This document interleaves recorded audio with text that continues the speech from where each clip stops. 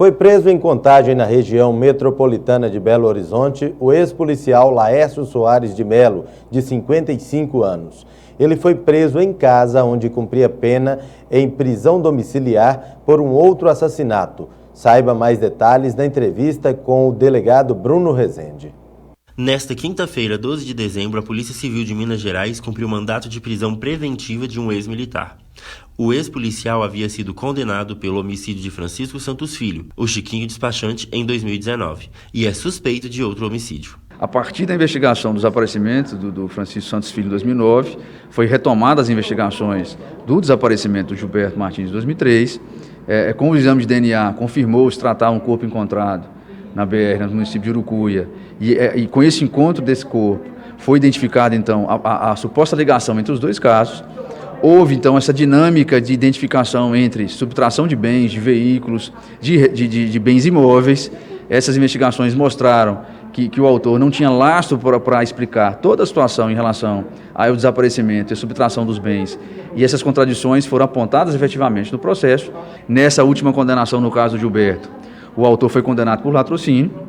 A vítima teria desaparecido da sua residência em 2003, e as versões narradas pelas famílias são extremamente semelhantes, tanto que a Justiça entendeu pela condenação e pela decretação da prisão preventiva nesse cumprimento de sentença, pela periculosidade do autor. A prisão foi efetuada depois do compartilhamento de informações entre a Polícia Civil da Delegacia de Crimes contra a Vida em Montes Claros com a Patrulha Unificada Metropolitana de Apoio, pertencente ao 1º Departamento de Polícia Civil. Todas as versões do desaparecimento das vítimas indicaram que ele teria deixado as vítimas aqui no centro de Montes Claros e não mais as teria visto. Mas restou comprovado nas investigações que ele foi a última pessoa a ser visto com as vítimas, de fato as assassina, e cria essa versão do retorno das vítimas a Montes Claros e, apesar das negativas, restou responsabilizado pelos crimes. Confira com Thales Mendes as principais notícias de segurança pública do norte de Minas. Em Porteirinha, a Polícia Militar apreendeu aproximadamente R$64 mil em notas falsas. O dinheiro foi encontrado após um homem comprar uma cerveja e um espetinho usando 2 notas de R$20 falsificadas. Ele e mais 2 homens foram detidos na ocorrência. As vítimas escolhidas por eles eram pequenos comerciantes e pessoas com baixo grau de instrução. A ocorrência teve início após um deles comprar o espetinho e uma cerveja em Janaúba, momento em que a polícia foi acionada e começou as buscas. O valor aproximado de R$64 mil foi encontrado na casa de um dos envolvidos. Também 9 papelotes de cocaína foram apreendidos no imóvel. Ao ser questionado, ele informou que adquiriu as notas na Bahia, mas não deu outros detalhes. Os 3 homens foram conduzidos para a Polícia Federal em Montes Claros. Nessa sexta-feira, um homem tentou assaltar uma agência dos Correios em Itacambira. Segundo a Polícia Militar, o crime foi logo após o fechamento da agência por volta de meio-dia. Uma funcionária guardou o dinheiro do caixa no cofre e, ao sair para fechar o estabelecimento, foi rendida pelo criminoso. Ele a empurrou para dentro da agência e exigiu que a vítima entregasse o dinheiro. Não tinha nenhuma quantia no caixa e a mulher mostrou que não conseguiria mais abrir o cofre. O criminoso ficou nervoso e rompeu os cabos das câmeras e danificou um dos monitores. Em seguida, ele fugiu em uma motocicleta. A vítima informou à polícia que o homem estava com o rosto descoberto e ela não o conhecia. Já no bairro Conferência Cristo Rei, em Montes Claros, um homem de 23 anos foi detido com drogas escondidas na cueca. Ele foi abordado na manhã desta sexta-feira e tentou fugir a pé ao ver a viatura.